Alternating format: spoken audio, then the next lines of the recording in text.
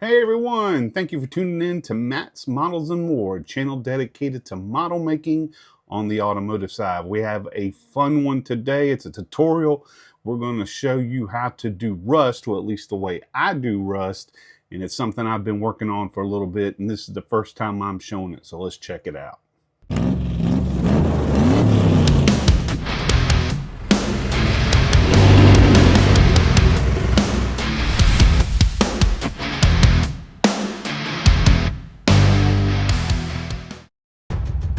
Looking for the best aftermarket parts and accessories for your model?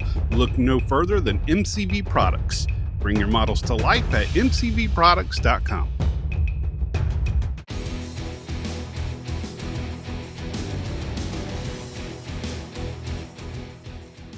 Okay, welcome back. Thank you for your patience there.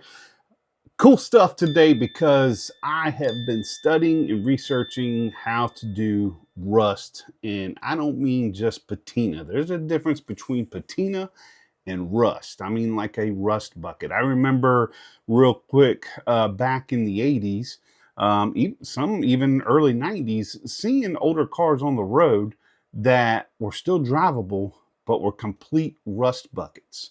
Cars that were from the Salt Belt, but still driving. And it was cool to see. Holes in the fenders, and the whole car completely one color of orange or brown, not because it was painted that way, but because it was rust. And I'm sure y'all remember that. So, I have watched a whole bunch of YouTubers and saw all kinds of different ways. There's probably 100 different ways to make rust. And I kind of took a little bit from here, a little bit from there, and was experimenting and making my own cars that I wasn't really showing on camera. But I feel like I've gotten a technique that is easy. You can pretty much do it the same way every time, and it comes out fantastic. So we're going to go to the bench. Let's check it out. Wanted to show you something up close. I'm sure you saw the thumbnail. This is from the last video I actually posted. I was showing you the first step of this van, which was in a rust colored primer, which is it's the Mr. Oxide Red Surfacer from Mr. Hobby. And this stuff is fantastic. So you saw in that last video where I was at that step. So this is where I'm at now. This only took me about 3 or 4 days to get to this point, and it's got some really nice rust going on, holes in the fenders. I've got a back window that is plywood. I actually stole that from a buddy of mine in my modeling group. Shout out to you.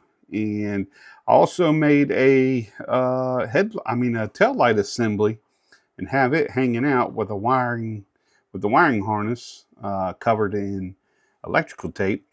I also airbrushed the Arizona or Bust, which was actually spray painted over crudely by some teenager and spray painted with an R, so Arizona or Rust.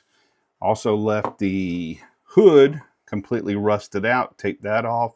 But the point is, I wanted to show you this because I'm going to show you how I got to this point, from where it was the red oxide primer to this point right here, showing you holes, if I can get close enough, holes in the fenders right above the wheel wells, real low there where chunks are taken out. I'm going to show you how to do all that and just how simple it is. So what I'm going to do is, first of all, show you each thing you're going to need. Let's put this over here in the corner. Oh, by the way, let me show you these awesome wheels I'm putting on this thing. If you looked at the thumbnail, you saw these, and you can barely see them because the car's going to be sitting so low. But here's what they look like up close. This is a 3-piece wheel. So I was able to get in there with detail, do the chrome outline, and do the chrome beauty rings, which is painted with Fusion Firm. Waited 3 days, easy to handle once that's done. So just wanted you to see that up close. All right, number one thing you're going to need, and we're going to go to the booth, and I'm going to show you how to do this. So stay with me. because we're going to pack this all in one video. And I'm not going to go into extreme detail, but what we're going to do is tape off a car, which this is the car we're going to use. It's a Barracuda funny car. And we're going to use that. I might just tape off a section and show you how to do one section of it. But we're going to use some Tamiya putty. Important that you use the Tamiya putty and not the red spot putty from 3M. Reason why is 3M's putty will chip and come off really easy.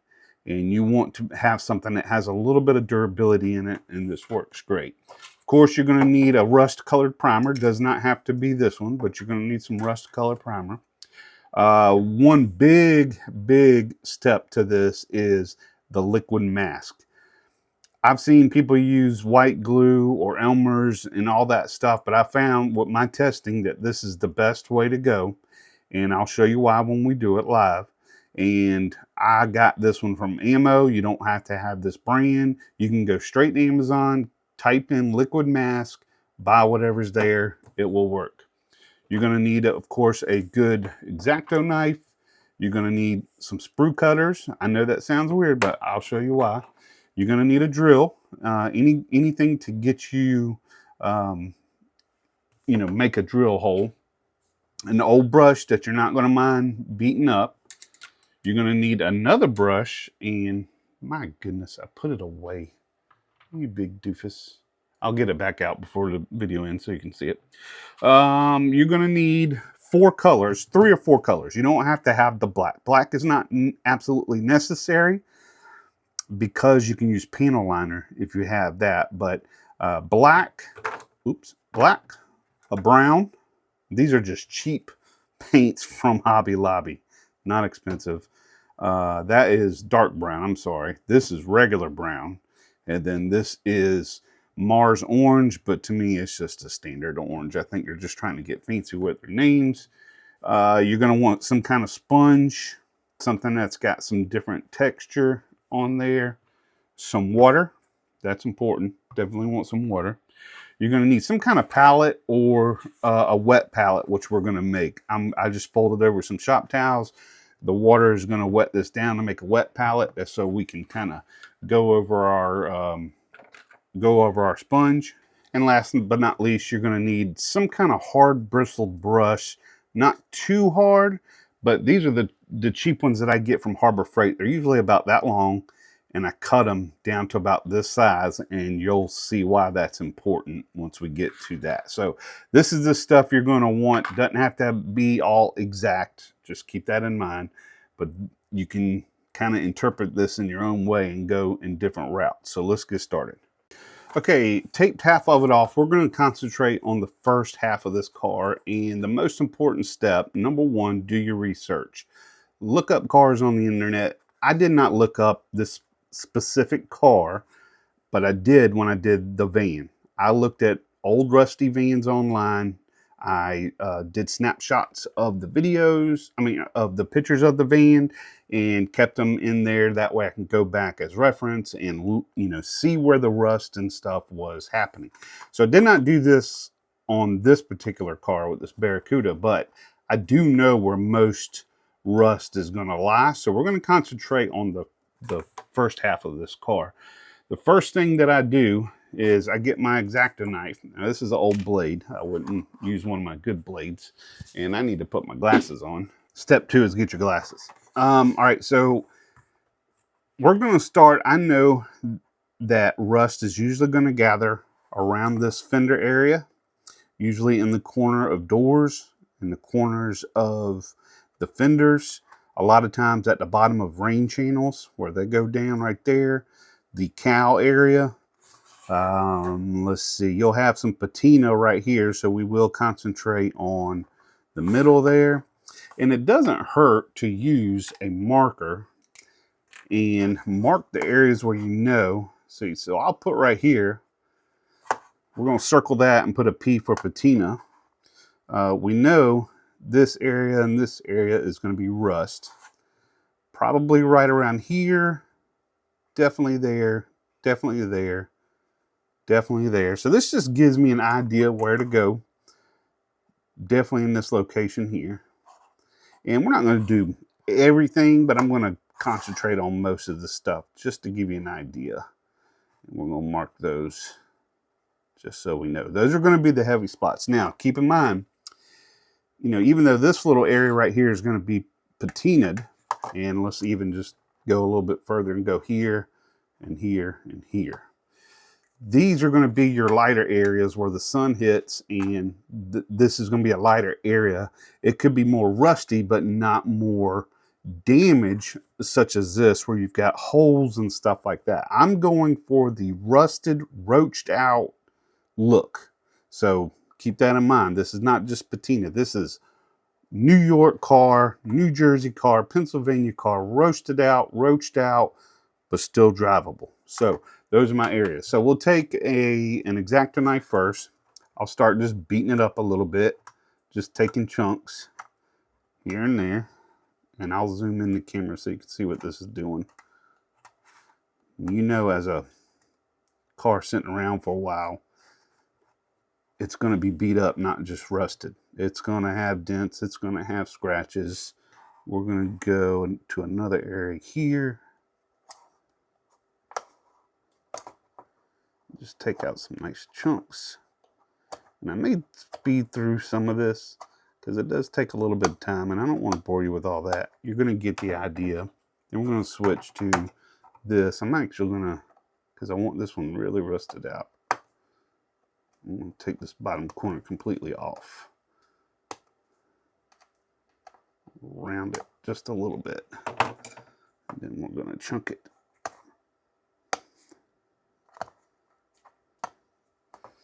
And I don't know if you can see what it's doing there, but it's just, you got to trust the process.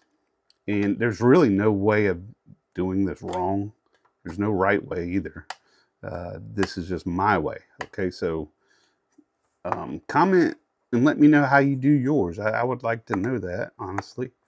And, you know, it's not always going to be big chunks of holes. It can be scratches. It can be something like that, just a deep gouge where something may have hit it. Let's come back here and make some chunks. And I'm just picking away at it. You want to go at different angles too, not in the same angle, to give it some, oh, that's going to be nice there. So we're going to have that just dangling there. And I may put some quick setting Tamiya on there just to save that, because that's going to be great. All right, so next, let's say we wanted to put some holes in some of these areas. I'm going to start right here in this corner. We're going to roach this one out. First of all, with this tool, I'll start it by hand, just like if it was a hand drill, and then I'll go ahead and use this. I'll make usually one good hole, and then I'll go and make another one. But what I'll do is I'll actually I don't go all the way through, but I do it by hand, and then I'll cut it on at an angle just to give it some depth. So hard to see right now, but you're going to see it once we prime it. All right, so let's go to, and here's the thing. This is step one, so don't go too far overboard. And I'm going to show you why, because this is going to come into play. And this is going to be probably the most important aspect to this roached out look. So please keep that in mind. You don't want to go too far and make it look ridiculous.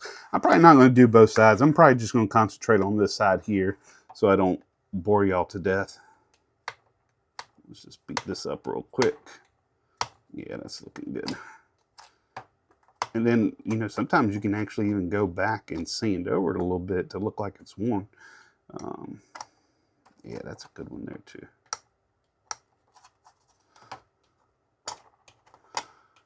You can even take big chunks out like that, make it look like it was a door ding.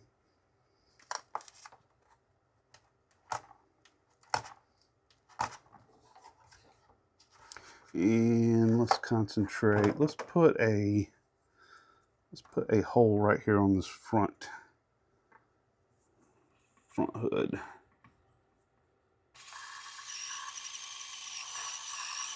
Let's go a little bit sideways with this one. Give that a different look. Let's do another tiny one right here. And this one will not go all the way through like I was saying before. We're gonna go at an angle just to kind of give it that. And you know, another tool I was just showing recently in one of my other videos, it's really a hole punch or a hole bore. This tool right here comes in handy too, because you can come in and make, you know, just little tiny ones and kind of spread it out, because you got your big one there, so you don't want to make it look too much. But that area right there is gonna be a good area, and let's get you to look at that.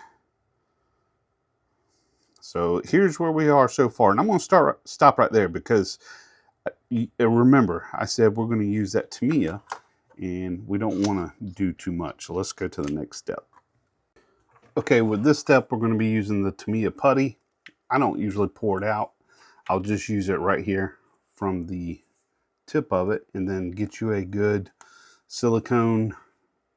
If you look back in some of my videos, you'll see where I talk about these work amazing for a whole bunch of different things, but I'll just get a little bit on the tip like that, and then I'll come in here, especially around the areas that are gonna have the most chunkiness, where rust would gather. I just kind of dab it and move it around, because you want to add some of that.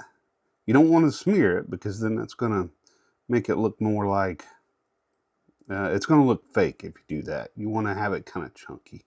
See how that's looking real nice and chunky? This is probably the biggest key to making that roached out look.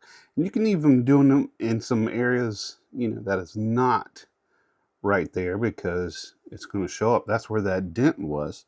So we're going to put a little bit right there. What's cool about this technique is if you decide not to take some of the paint off, and you leave it, let's say you leave some of the paint on the area where you put this, it is actually going to look like the paint is bubbling underneath, which is really cool. That's a look that I think adds more realism than anything, is the actual paint bubbling underneath, but not coming through yet as far as the rust. So again, we're just going to kind of go through here. This is going to be a real roached out area. You can see, I can't remember, did we put a hole there? If not, it's all right. You always want to kind of spread it out. You're going to have the biggest area, of course, concentrated right there.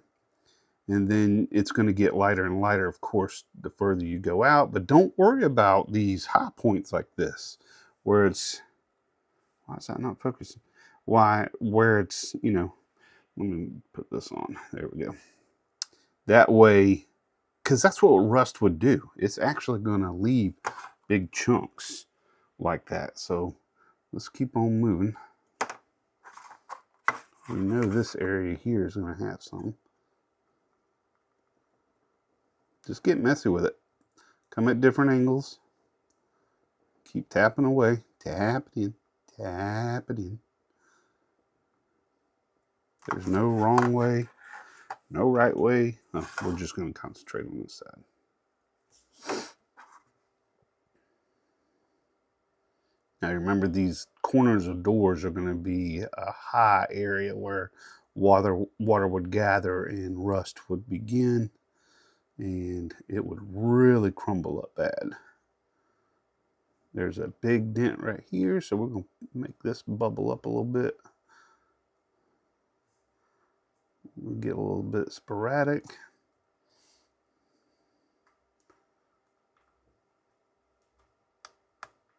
This is fun. I'm telling you, way more fun than trying to make a car look perfect. I'm telling you.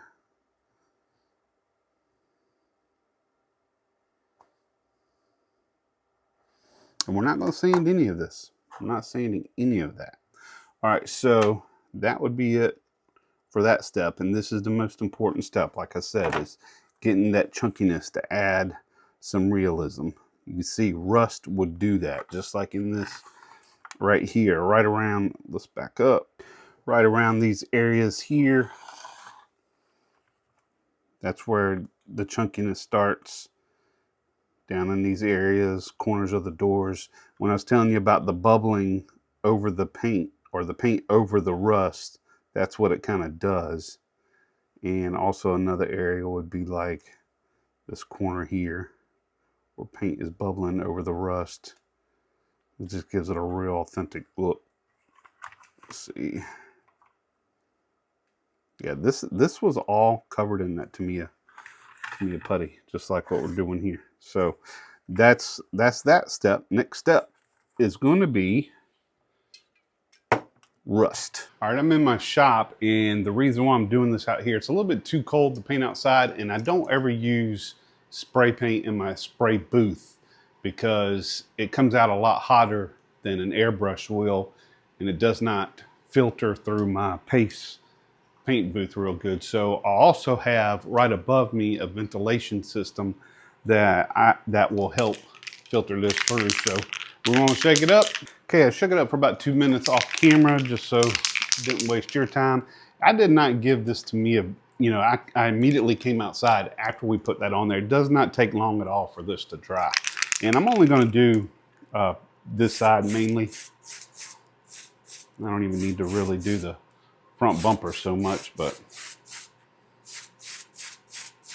I just want to get a good coverage to cover up once that gray's gone, and of course the white of the plastic, or gray of the 3D model if you're using 3D.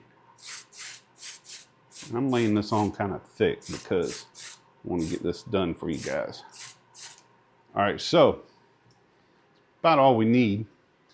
Just enough you can see in the light there where all that rust is gathered. This is what helps about using the rust color. All right, so let's go back to the desk. All right, so we are back, and it's important to know, I'm sure some of y'all are seeing this, that I marked with the permanent marker and are like, oh no, it didn't cover that. That's not a worry, because we still got a couple more steps to go through to build up this rust process. But look at that. So far, this is where we are. Now, one thing I forgot to mention, see the detail in the dents that we did with that knife? I mean, that right there, you wouldn't think a knife would create that dent look just by, taking a side swipe out of it, but look at that. And look at that roached out fender. Remember the part where I was like, wow, that's gonna be a nice one, where it was barely hanging on? That's going to be really roached out and nice looking. So, and then we had the hood right here in that corner. So, something that I didn't mention earlier that's super important. It doesn't matter what primer you use, of course, but it is important that your paints that you're using are water-based. That is really important. The reason why I say that, it's a lot easier to do these steps with water-based paints than it is with lacquers or enamels or anything else that you decide to use. This van was all done with water-based paints except for the primer. Now, gallery I'm using the Kaleido paints. When we get to the paint booth and start doing the actual paint, like the outside color, whatever the car color would be, is Kaleido, which is a water-based paint, and it is done in two. I did this one in a two-tone. That's Kaleido gray, and that was I can't remember the color of the blue, but Kaleido is super important and works really, really well with this technique. So when we get to the booth, I will go over that as well. But we got a couple more steps, so let's do that. All right, next up, we're going to start with the actual palette. And it's a water palette that we're going to use, or a wet palette. So this is where we get into our cheap acrylics. I wouldn't use the expensive stuff for this. What I'll normally do is just put a couple drops in these little palette holders. And I'm almost out of black, I believe. Yeah, I might be. Which I don't know if I'm going to use black anyway, because I'm probably going to use panel liner for that. So we got the brown. We got dark brown. Here's the regular brown. Remember, these are just Hobby Lobby acrylics. And an important one is this orange. You'll underestimate how important orange is in your rust. So we're going to add a little extra to that because that's important. So the water palette or mat, that's just a shop towel, like I said, folded over several times. I'm just going to spray a little bit of water on here. And what this does is going to keep everything nice and watered down when we use the sponge. I normally won't use the whole sponge. I'll save it. I'll usually just tear it and use a piece off that I think has a nice little random pattern like that there. So that's got a nice pattern, and that's the point we'll be using to get all that. So what I'm going to start first is the hood. I always start with a darker color and then move up to the lighter colors, and that's why I put these in order like that. You want to go from dark to light, and I did it like that. So first thing I normally will do, put a little bit of water on the sponge as well. Doesn't have to be a lot. I'm getting low on water too, it looks like. So we'll come in here and get some brown, shake it off a little bit, get a little bit of yellow, a little bit of orange. Come over to our palette here, just pick an area and kind of, now remember this first layer, we want to go a little bit darker. So there's going to be more brown, brown or darker colors than anything right now. So now we'll come over here to our car and we're just going to let this randomness take place.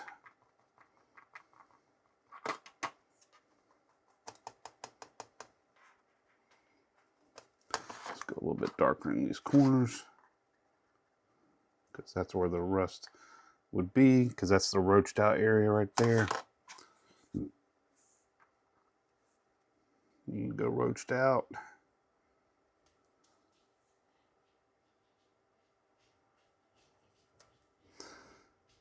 See how it's just random? Let it go all over the place. It's all right. We never really did that area, but I'm going to go ahead and mark that area up. We're going to put a lot more brown in this middle area, cover up this permanent marker. And you remember the sun's going to hit this area here, so this is going to be, and you want it textured. You want it textured because rust has a texture. Let's add some more brown in here.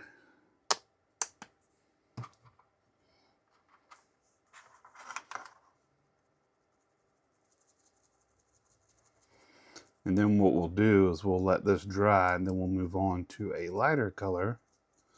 And also remember, you could do this whole thing if you wanted to, because we're only going to concentrate on these areas when we get to the part where we're going to use the liquid mask. That area right there is looking real good. I'm liking that, and I'm liking this down here too. We'll add some more texture to it. And you can go in other areas that are not part of what you marked off or, chunked up or did anything, because, like, let's go down this fender line where I added some chunks, because that's going to, or not chunks, but little cuts in the fender. So I'm going to let that dry, and then we'll go to the next color. Okay, we're on to the next color. It's dry now. Only took maybe 10 or 15 minutes because it's acrylic, so it dries pretty quick. And you can see what we're looking like now. I mean, that's already looking good. Here's our close-up areas with the roached out look.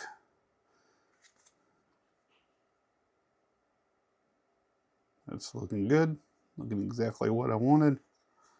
And then, of course, we had some areas that were not roached out that we still got some good color on. So now we're going to wet this up a little bit. Daggone it. Should have got more water.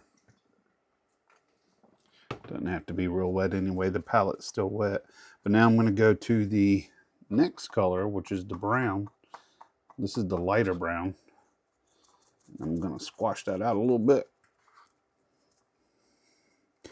Now we're going to start doing middle areas with the lighter color.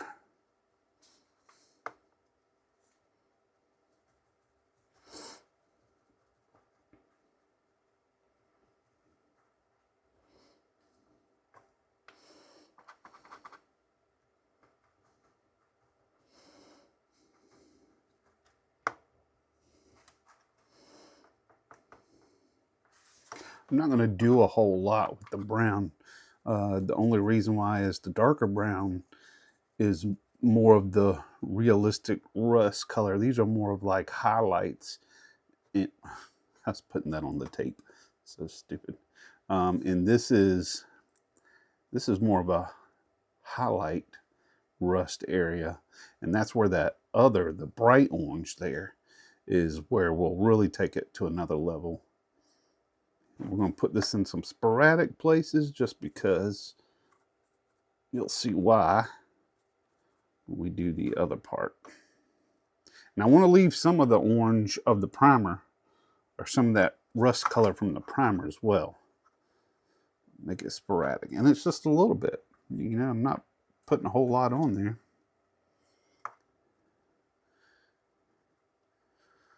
All right, so that's looking good there. So now we got to let that dry and go on to the next one. Okay, this is not completely dry yet, but we're going to go ahead and at least just put in some of these real bright orange highlights. Got a little bit of water here already, so I'm going to use this to kind of dampen out. And I'm really going to concentrate on this orange being orange. I don't know if you've ever seen, and hopefully I got a picture here that I can pop up, but rust really has a lot of orange in it. I changed the camera view a little bit here to try to help see that a little bit better. And this is going to be real sporadic. This is going to be like, I don't know if you can see how little I put in there. And this may or may not get caught with the masking process that we're going to do.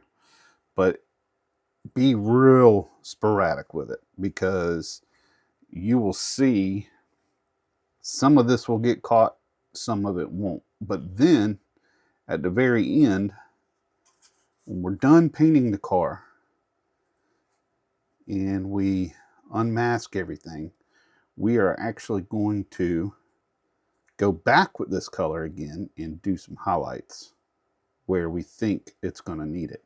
And usually I've noticed this bright orange will appear usually right next to a hole, or where some bright, you know, brown was. It's usually a high contrast, which is strange, but you can see already just the difference that bright orange does. And it fades away pretty quick. See where we've already done it, where it's already, you know, kind of disappeared. So I normally will go over it again, because it's going to fade a little bit again. And this is not, I can't stress enough that this is not the final look of the car, because this is before we've even painted it. So now what we got to do is let this thing completely dry, and then we're going to go to the masking process and how I do that and what to do after this is dry. This takes 20 minutes. Okay, so you got to wait 20 minutes on this. So once this is dry, we're going to go to the masking step, and we will go from there. So edit. Okay, we are off to the races. We are going to, I had to actually back this camera up a little bit because I need some room for this brush to be able to do the next step, which is the liquid mask. So what I suggest is to get a brush that you don't care about, something that's got a little bit wider fan tip, and you can see what it's doing, how it spreads out, because we want that liquid mask to get inside there on some of these, or a lot of these little tiny bristles, to be able to leave a good sporadic kind of look. So before we do that, let's take a look at everything. We got some good holes in there. We got the different colors. You can see the roached out, the holes in there. We got a piece missing. We got pieces of metal hanging down. We got some holes in, let's see if we can get, there you go. Holes down there, a couple of them roached out.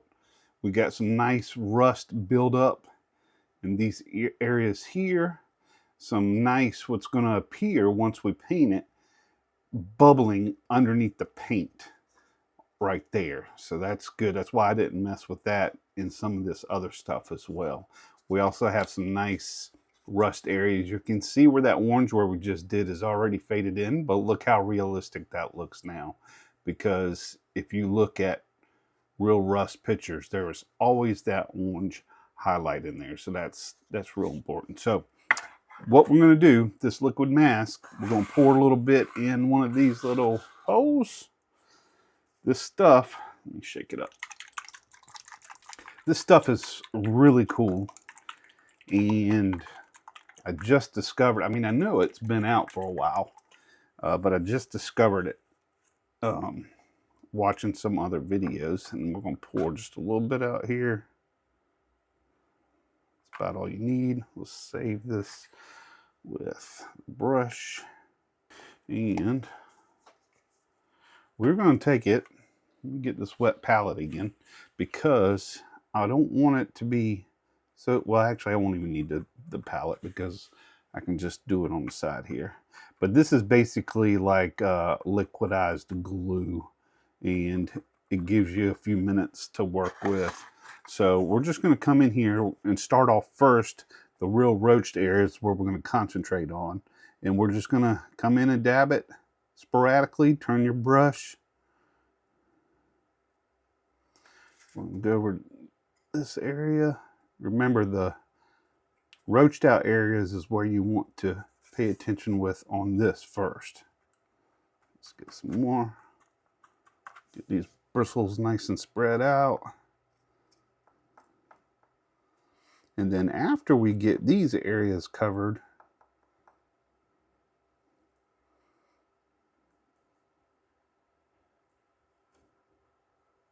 we're going to jump over and do some, I knew that brush was going to hit the darn, it was going to hit the camera. I was trying to stay away. We're just going to do some light taps here and there. Once we get the big, I'm going to leave that area alone and that area alone, so it looks like it's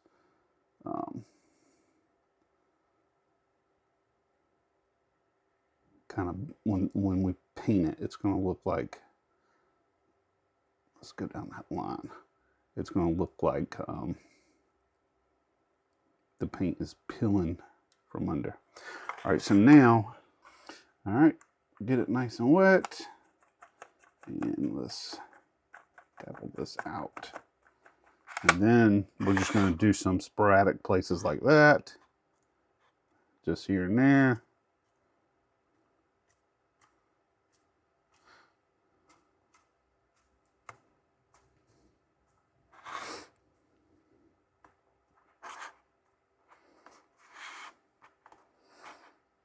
This stuff starts to dry faster than what I think it says it does. Sure does seem like it anyway. All right, I think that's enough just for, so we know what's going on. This will give you an idea, so we're going to let that dry. In the meantime, I do need to tell you guys, we officially hit 10,000 subscribers, and that is monumental as a YouTuber. I never ever thought I would get here, especially in such a short time. So I really appreciate y'all's support. I really appreciate y'all tuning in. Every Sunday, I come out with a video. Y'all have great comments. Y'all always, I just absolutely am so thankful for each and every one of y'all. And I'm doing, and I've announced, I'm sure y'all heard, a big giveaway, huge giveaway for hitting the 10,000 mark. I spoke to all of my sponsors, and I have quite a few, and they have all stepped up and have stuff coming to me that they're giving away. We got MCV Products giving stuff away. We have Ryan at Z-Force Modelworks giving stuff away. We have Midnight Hobbies. Jamie Bowen at Midnight Hobbies is giving stuff away. Gallery is sending me a prize package right now as we speak. I'm just waiting for everything to get here, and then I'm going to do a video. And then I'm giving stuff away. I've got kits, I've got paints, I've got all kind of stuff I'm going to be giving away as well. So I may even give away one of my finished vehicles. But I'm waiting for everything to get here, and then I'll do one video. But that video is going to, of course, announce the giveaway prizes. We're going to have 5 winners, and we're going to do just like last time. We're going to put the names in a hat and pull them straight out of a hat live. But there's a magic word you have to know to put in the comments for the video when we start to do it. Not now, but when I announce it, and that magic word is in this video. I want to see how many people actually watched this video this far. So we're pretty deep into this because this is a long tutorial. The magic word is rust. Goes right along with the theme of this video. So remember that. So when I go back and say, hey, there's a magic word in a video, and in order to win these prizes, you need to know what that magic word is. It's rust. So let's let that dry, and which will take 20 minutes, and then we'll come back and start doing the next process. Okay, we are in front of the air booth now. It's time to do some painting. We've let the liquid mask dry. It's been over 20 minutes, should be nice and ready. Let's take a look at that, and you can see where it's still a little bit shiny in those areas where we put it. Now, one thing I will say is I did make a goof up. This is probably not going to make a difference, but it is good practice. Before I put the liquid mask on, I should have put one coat of matte clear over the whole rust job. That's just to give it a little extra protection, but you still shouldn't have a problem. We should still be okay. It's not absolutely a necessity, so we will see. Now, the color we're going to go with is, like I said before, it's important to go with an acrylic paint or a water-based paint because it does come off easier with the liquid mask or any kind of light sanding you may do. But in this process, you don't have to do any sanding at all if you don't want to. So we're going to go with, let's go with almond green. This is a Kaleido. I love Kaleido. Gallery, I tell you what, they make amazing products. I suggest you go and get them. I love them. I've been using them for a little while now. Since these came out, I've been using them. And I've been using the Swallowtail as well. I absolutely love this. I keep a 0.5 in this and a 0.3 in my other one. So this 0.5 gets a lot of work. I even made a little 3D printed stand for it. But Kaleido, absolutely love them. Best water-based paint out there on the market. I even 3D printed a stand to hold this bad boy in. Move those to the side. I did get the metal colors as well. Those metal colors are phenomenal. Definitely check those out, guys. Unbelievable. You know me, I'm not going to tell you go buy something if it ain't good. That Swallowtail is magnificent. And they were actually out of the normal Swallowtails, so I got the Barbatos Rex one, which I don't mind. I know it's a collaboration. Let's see, I think it's got his name on it there. I think it's just a colorway that they do. I don't know if there's much different than that, but nice gun, very nice gun. All right, so I've got the PSI set to 20. You could probably even do 18. We've got this masked off, ready to roll. I'm going to put, these paints are already ready to go. You just put them in your cup and begin. So let's go ahead and put some in there. All right, nice and shaken up. Won't need a lot. Since we're only doing the front end of the car, basically. That's a pretty color. Really like that. All right, so let's see how it does on this. Oh yeah. All right, so we're just gonna do this as normal. I'm probably gonna shut up and speed through this.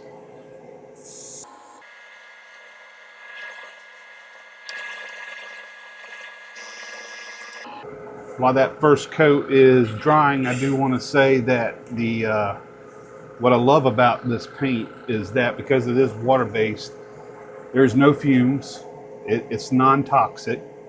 It's just good. I mean, it's not good for you, but it's actually better than, most of your other, lacquer or enamel paints. You don't even have to really wear a mask in this. You can paint indoors. I really like the metallics. They lay down, it almost lays down like a lacquer, really. I use a lot of lacquer. That's probably my go-to. And I'm comfortable with lacquer, and that's what this reminds me of. I remember the first time I sprayed it, I couldn't believe that it was water-based because I've dealt with water-based stuff before, and it just didn't lay down like this. Of course, hard to tell on this because we got it full of rust, but just to show you what this first coat is looking like. And it should look like that with the splotches and everything. So that's not the paint doing that. That's the process of the rust that we did. So that's the first coat. We'll let that dry and we'll start the second. All right, second coat.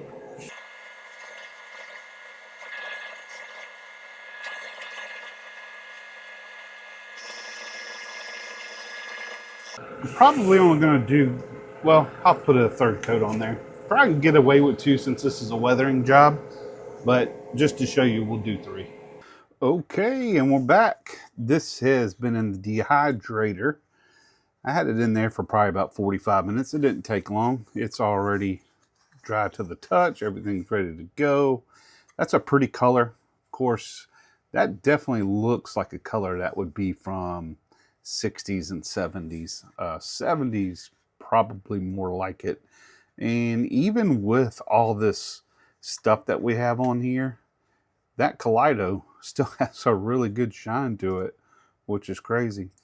All right, so on to the next step, which is where this comes in, where I said get those cheap Harbor Freight brushes and cut the end off of them. They're usually about that long. Cut the end off of them so it's a nice, brittle, strong, I said brittle, more a strong brush, because what we're going to do is where all that liquid mask was, we're going to start slowly itching this away. So let's start. Let's zoom in here a little bit, try to help get a better angle, and let's start working it.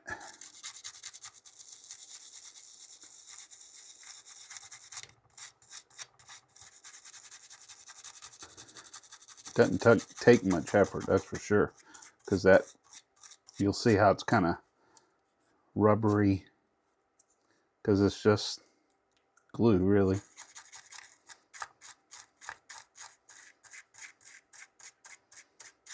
Sometimes I'll even, on that van, I left some flakes on there on purpose. What I mean by that is, see how that's on there? That's what I was talking about with the rust. Looks like it's under the paint, like it's bubbling and starting to work its way through the paint. So sometimes I'll leave that just to get that effect.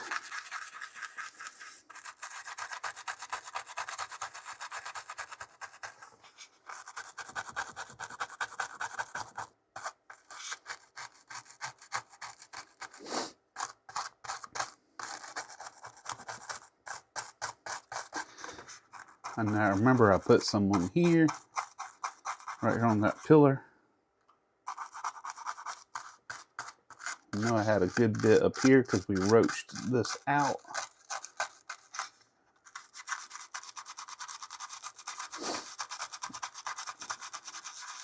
Sometimes it works best to kind of do a circular motion, but it's already, look how well that's working out.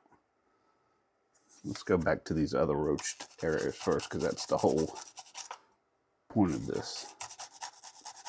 Roached out vehicles. I love that word, roached out. It really sounds authentic. Paint some happy little rust right here. These happy little trees. Now, remember in the sporadic places I was putting it that was not roached out, I was just putting little dobs of it. That's what it'll do. Because you can pretty much go through here and scrape all this off if you wanted to. But we're really wanting to just get those roached areas and some of the highlighted areas. And you can leave some paint on there. You don't have to take it all off, because how real does that look if you leave something like that right under there so it's not all gone? Well, that's probably gonna, no, it's there. Sometimes you can chip away at it. That way you're leaving more. This is not hard. Not hard at all. I mean, it seems like a timely process. It does take a little bit of time, but it's not hard. We did put some on these corners, so let's go ahead and show those off. Sometimes you can actually just take your finger.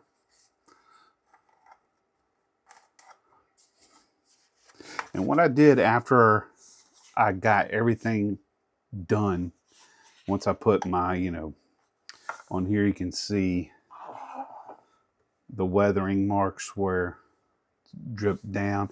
After I did all of that, I sprayed it with one matte coat of clear just to protect it so it wouldn't chip anymore if I'm taking it to shows or showing it to somebody.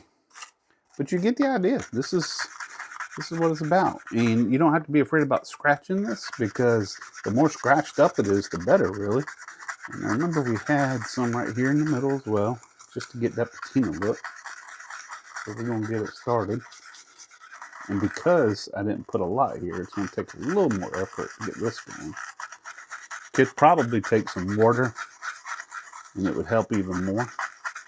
But I kind of like letting the natural process of the brush scratch it up and take it away, because to me it looks more natural. See, that's more of a patina than a roached out look. Did we put any up here? I think we did.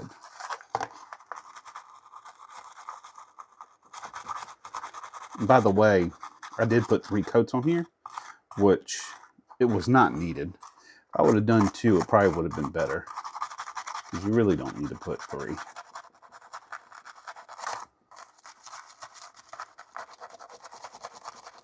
Just makes it harder to get it off, really, when you do that.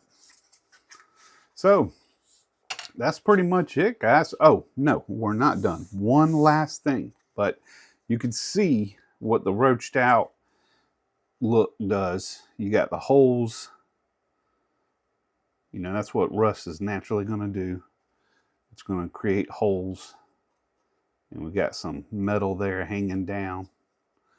Looks like metal anyway. It's not. Of course, it's just plastic, but you can see the dents that we created with the X-Acto knife. And you can see where the paint is chipping away. You want to leave that there, because that creates realism. You got paint bubbled up underneath. You got the rust and the paint on top of where rust would be building. So it just gives it that realistic look. And you remember, you can still do this for patina as well. I wanted to show you more of the roached out, torn up, bad look. But you can keep going and get that patina look if you wanted to. But I think I've got the main gist, hopefully, of what I was trying to demonstrate. Get that in frame, because I wanted you to see. So everywhere that liquid mask is basically coming off where I'm rubbing this. And it will continue to do so the more you do it. So that's why I was saying you don't want to get too carried away with the liquid mask. You can see where I've scratched it up, and that's fine, because I would put a layer on top of this of, speaking of, because I was talking about that, because my black I'm out of my black, but here's where I would use panel liner and go in here where these holes are and actually create. That's going to dry, and it's going to look more realistic than what it's doing right now. But you want to put that where those holes are. And when that dries, you're going to get that depth. The depth where the holes are. All that had black in it. So everywhere there was a hole, I just do that and let it kind of fall into the crevices to add that depth. All right, and the very last step, we're going back to that orange that I was telling you about. All right, so we're going to pull that back out. That was the Mars orange, but like I said, any bright orange is going to do. And we're going to take the very tip of this, stab it, make sure we don't have too much. So this would be the last step that I do after I do my, you know, the black and all that, because I want this orange to really, really pop. Let's zoom back in.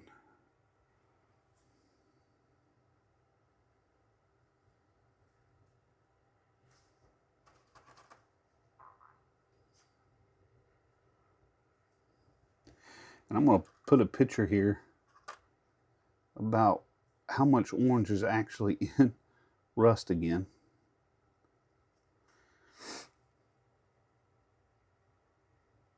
Once that dries, that's going to be spot on. And just don't overdo it. Just put it in a couple of spots. I mean, it doesn't have to. And that's going to, even though that looks like a lot, that's going to dry and kind of disappear a little bit.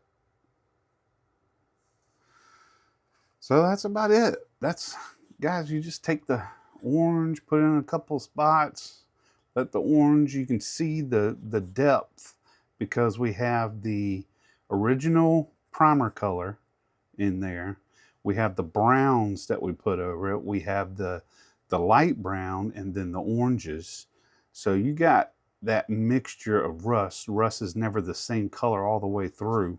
It's going to give you some variations, and it's beat up. You know, you got holes, you got dents, you got dings, you got, you know, chips along the fender. And while, let's zoom this out. Let's go ahead.